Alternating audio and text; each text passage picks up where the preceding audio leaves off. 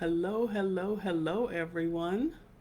It's Angela Moore coming to you live from Moore Park, and it's time for Thursday Night Live with Angela.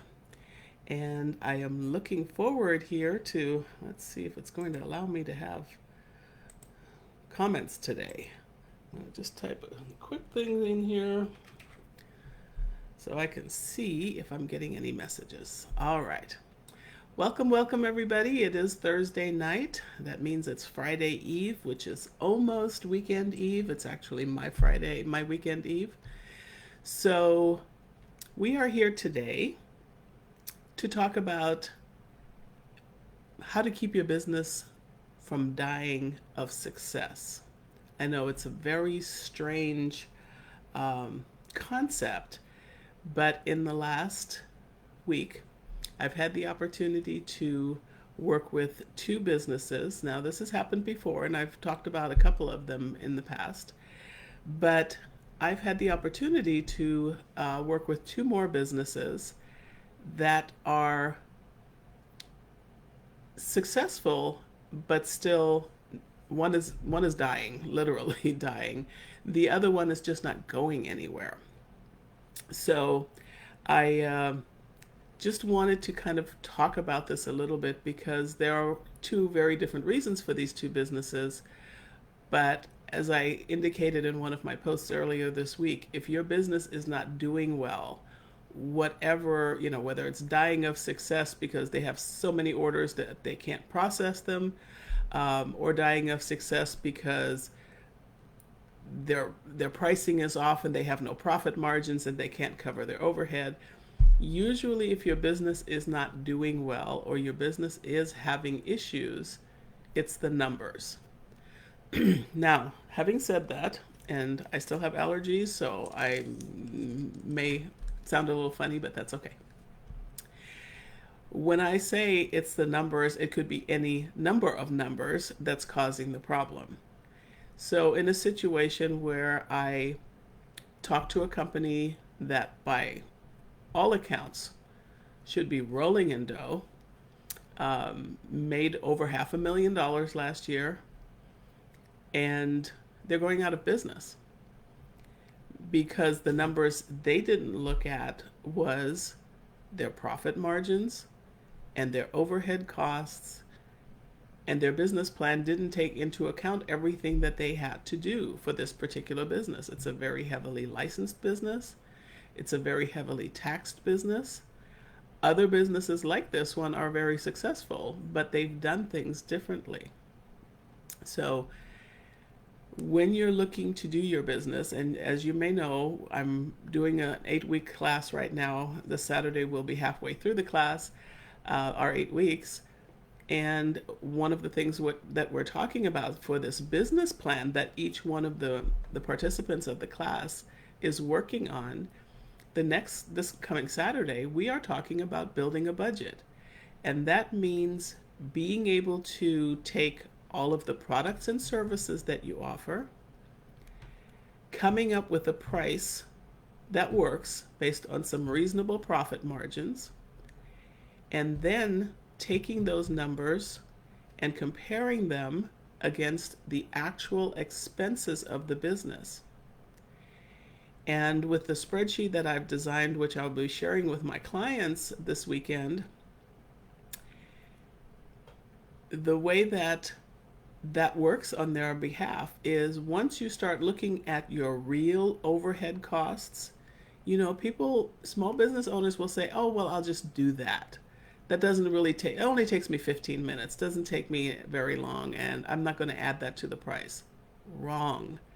Everything you do in furtherance of your business should be included in the price. And once we determine, let's say the product that you sell is $295, or let's call it $2,000. Once we determine that, and we determine all of your costs, including your salary, we can start working with finding out how many of what you sell you need to sell in order to cover the budget, including your salary. And the reason I keep pointing that out is a lot of the small business owners I work with, they don't put their salary into their budget. They just figure, well, I'll pay all the bills and whatever's left over is mine. Well, yeah, that's one way to look at it, and you can certainly do that. I talked about this person possibly last week, maybe not, who has a business that made $93,000 the year before we started working together.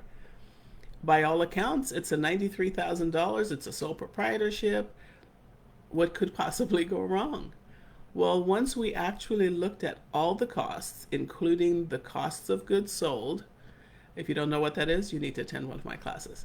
Um, Everything that you do, if you're driving to the post office to drop off the packages that you're shipping, if you're paying for gas or you're paying for a delivery service or you're paying for packaging, whatever it is, needs to be figured into this.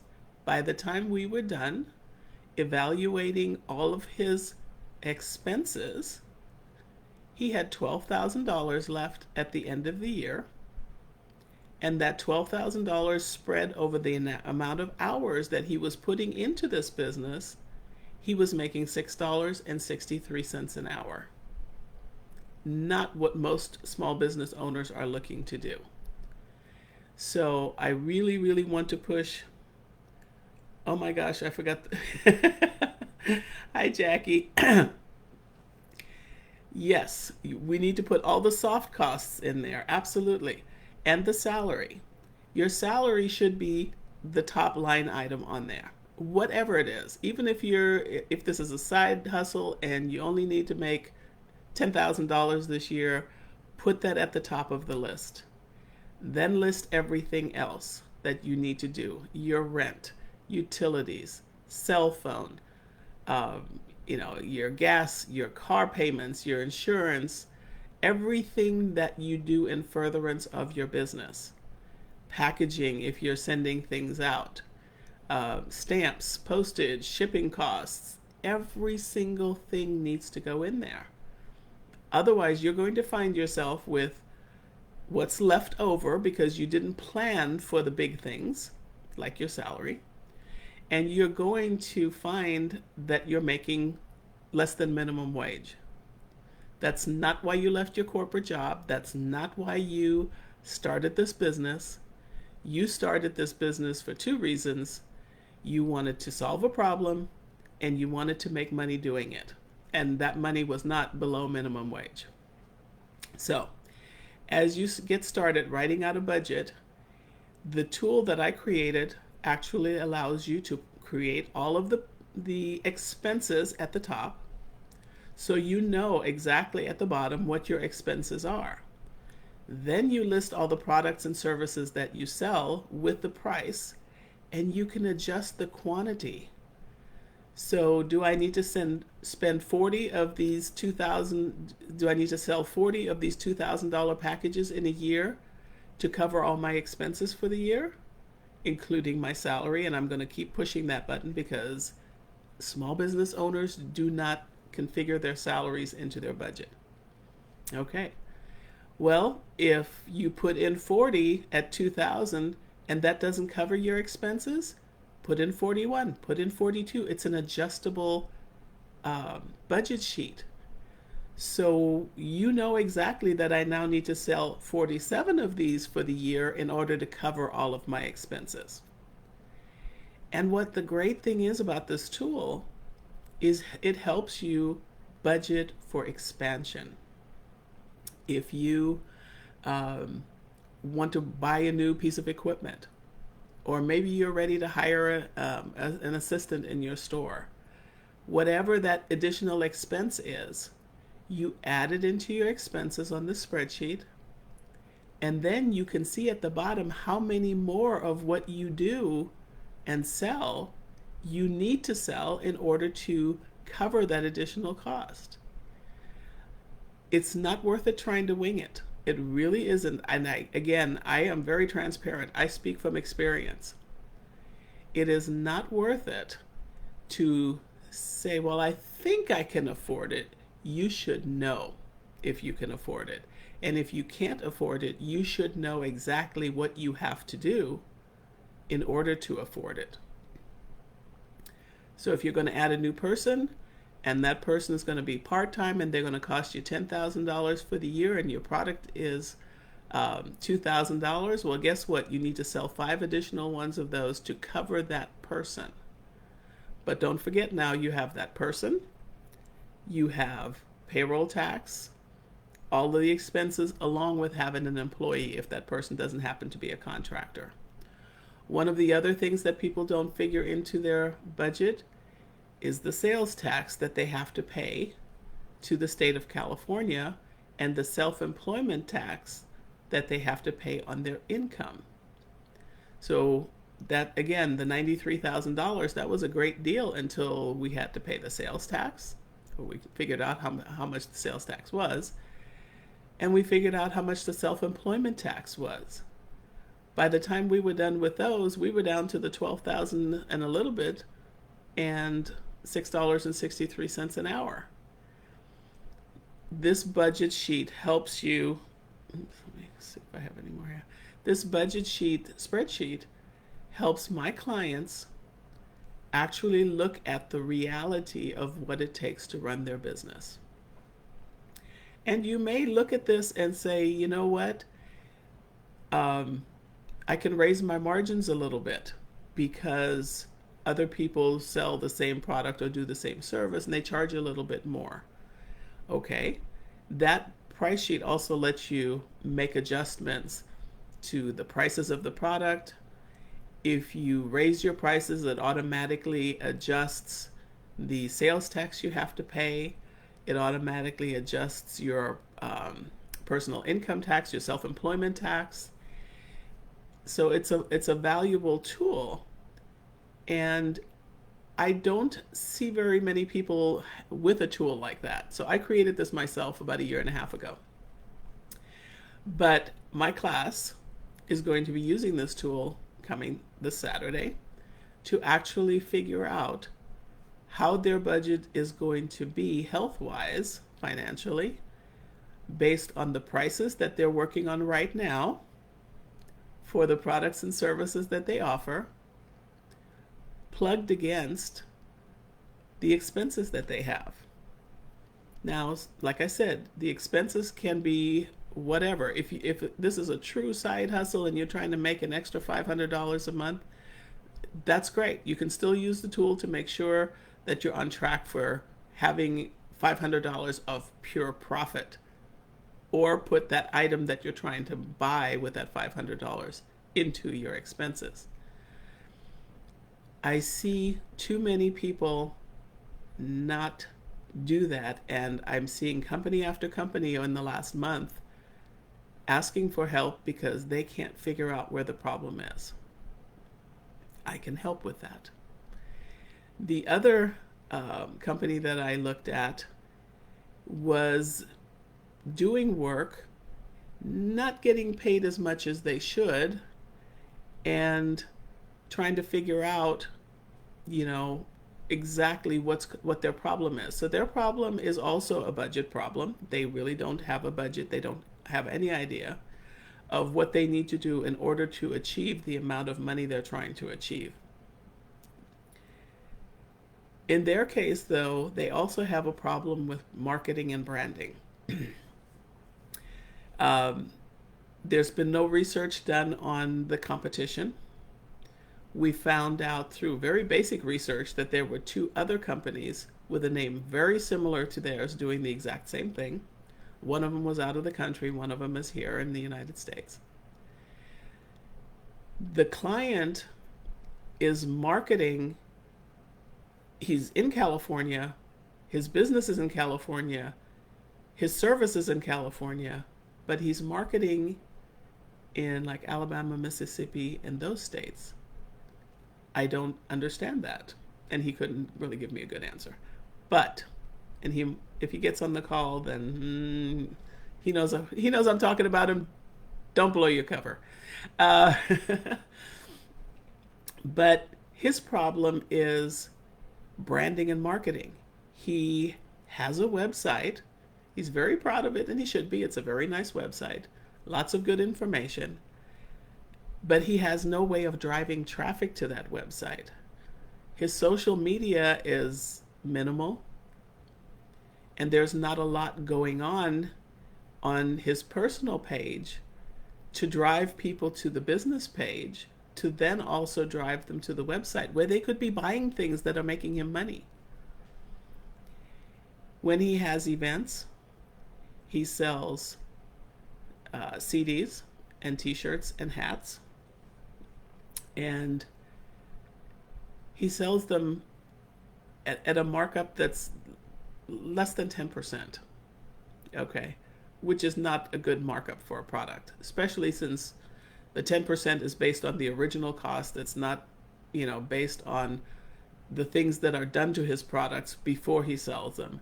So they're wildly underpriced. So he's losing money on the products and services on the products that should be making him a big margin. And outside of the CD, which he does have a decent price for, the other products are wildly underpriced. I'm going to put it out there. Nobody knows who he is anyway, and I would never let anybody know that.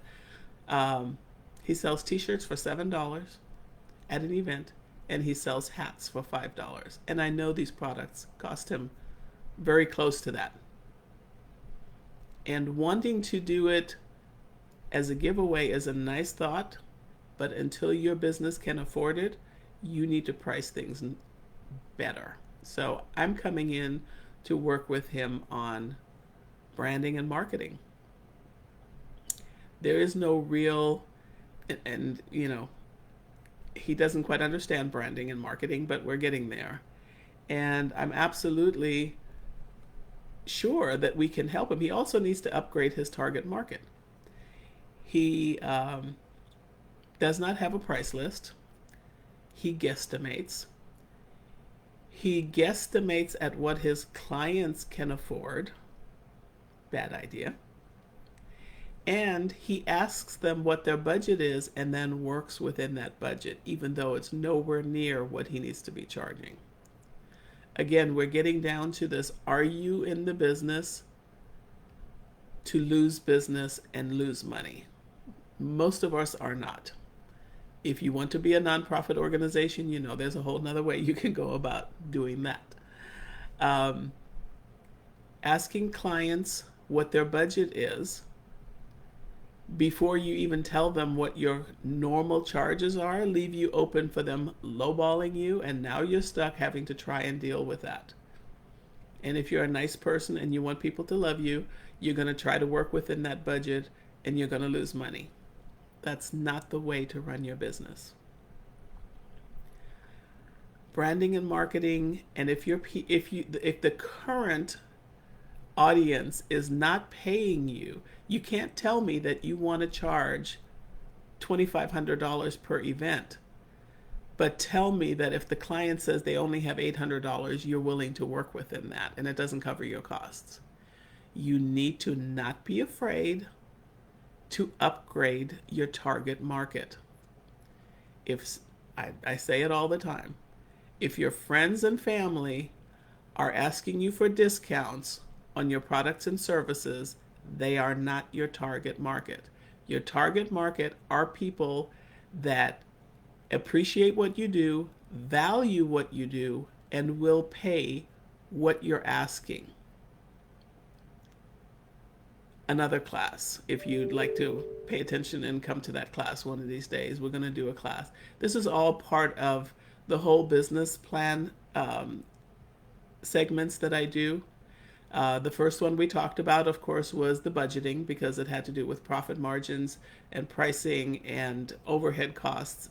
The other one had to do with the fact that there's not a well-known brand in play. There is no brand recognition. There really is very little marketing going on. By the way, both companies have that issue that they're not marketing enough. And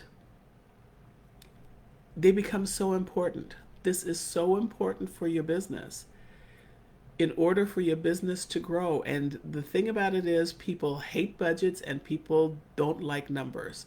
I get it. I do. But it is better to know and proceed from a point of understanding than it is to wing it and hope everything turns out okay on the other end.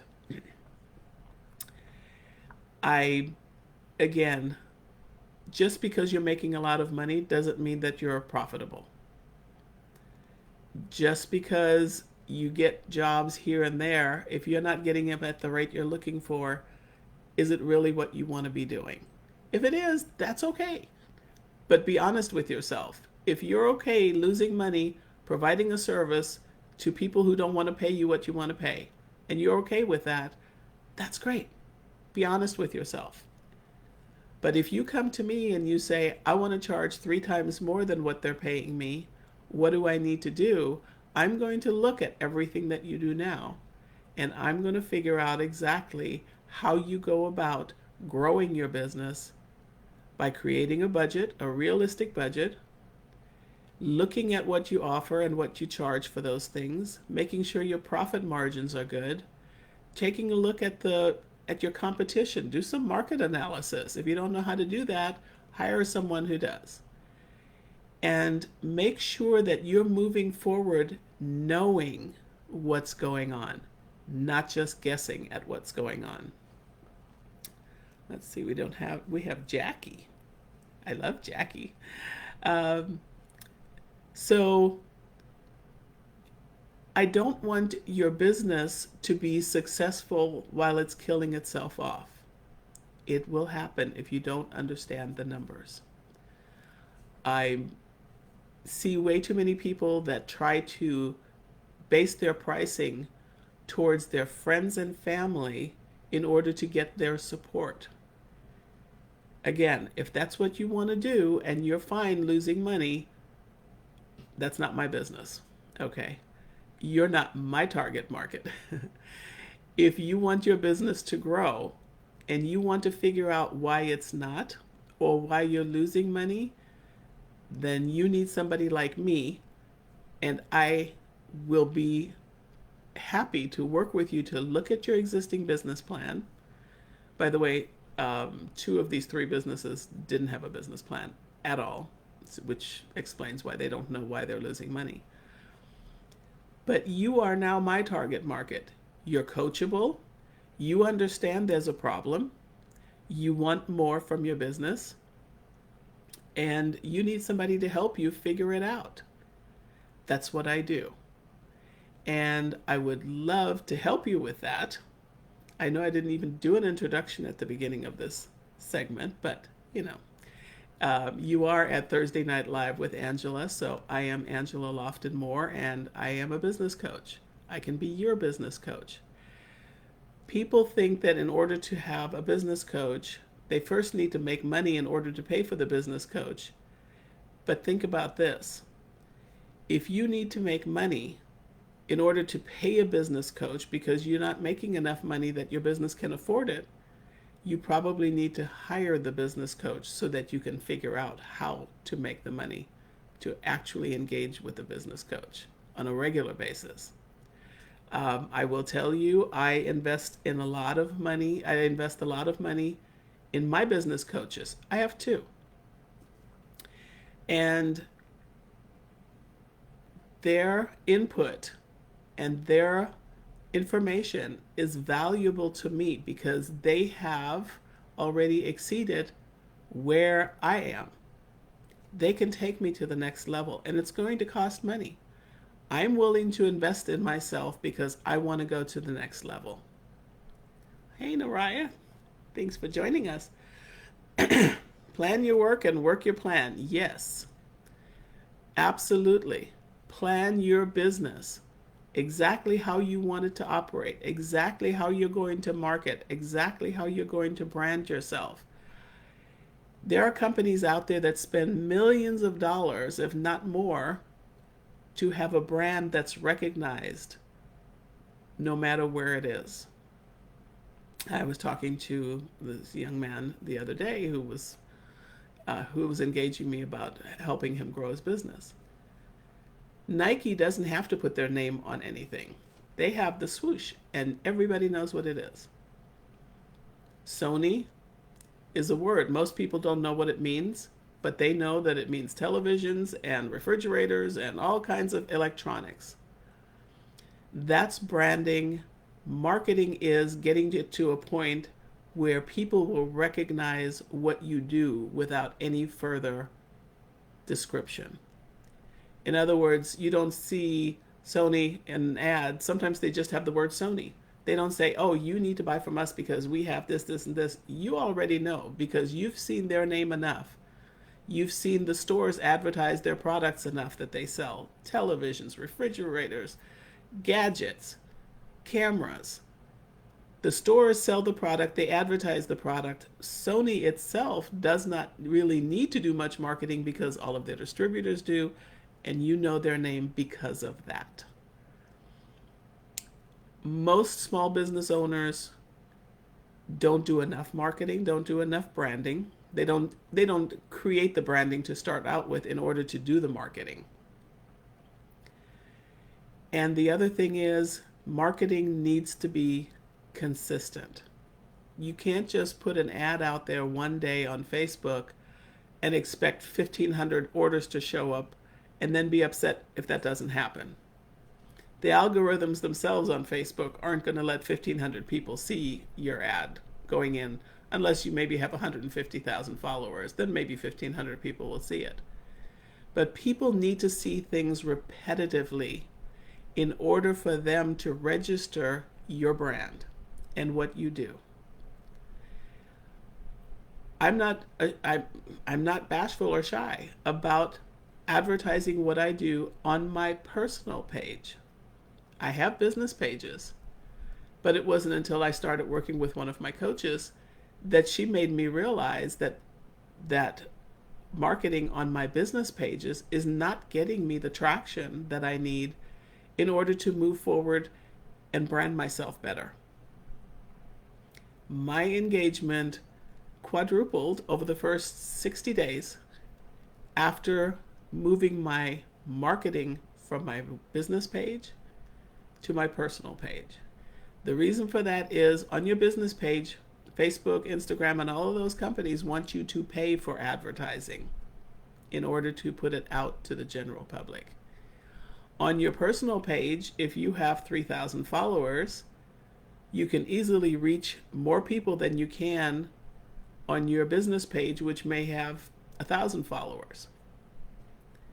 And you have the opportunity for friends of friends to see your marketing that you're doing on your personal page. I am very much a person that puts a lot of inspirational messages out. I'm not constantly telling you what I do. I put information out there that you can use for your business. I have been starting and operating businesses since 1993. I'm not new at this. I still own and operate 4 businesses and a nonprofit. And I can help you grow your business. Now, whether you come to me or you go to another business coach, that's strictly on you. But I suggest you talk to someone. If your business is not doing what you expect it to do, let someone from the outside take a look at it and see if they can help you fix the problem. I guarantee you it's in the numbers. Whether it's the number of ads you have, whether it's your profit margin, whether it's your pricing, numbers. And if you don't like numbers, that's okay. Find somebody who can help you with that. I think, oh goodness, boy, that went by really fast. That must have been a good conversation we're having here. I'd like to thank everyone who's come on to listen for this call here. And I would also like to thank those that listen to the message later and watch the video later. I hope I got through to you. It's not about you calling me, although I would love for you to call me because I would love to work with you. But get outside help. Get yourself a business coach. Someone who can help you with your particular problem. Let them take a look at what you're doing. Let them explain to you how they can help you. And then be coachable enough to actually implement those things. If you're going to spend money on a business coach and then continue to do things the way you always did, you know what they say about that. That's the definition of insanity. If you continue to do what you've always done, you continue to get what you always got. Don't be that person. Be coachable. This is your business at stake. All right. I hope I helped you guys. My name is Angela Lofton Moore, and I am your business coach. I am here every Thursday at 6 p.m. Pacific Standard Time, Thursday Night Live with Angela, and we talk about different business topics. I'm happy to talk about a topic that you have some interest in. If you want to inbox me, I'm more than happy to take a look at it. You can reach me and schedule a consultation for your business at 866 887 3737. Again, that's 866 887 3737. Or you can send me a message at angela@moreparkenterprises.com and let's talk.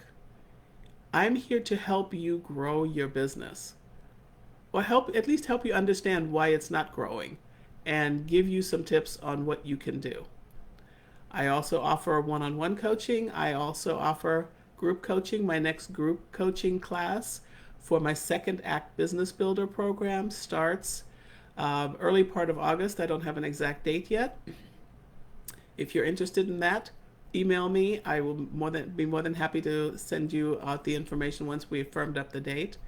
It's an 8-week class where we build a business plan for your business. And at the end of the 8 weeks, we also bring someone in who does financing for small businesses to see if maybe you have the ability to also get some funding for your business. Again, my name is Angela Lofton Moore, and I am your business coach. And I look forward to seeing you next Thursday right here on Thursday Night Live with Angela. And I'll look forward to seeing you. Take care.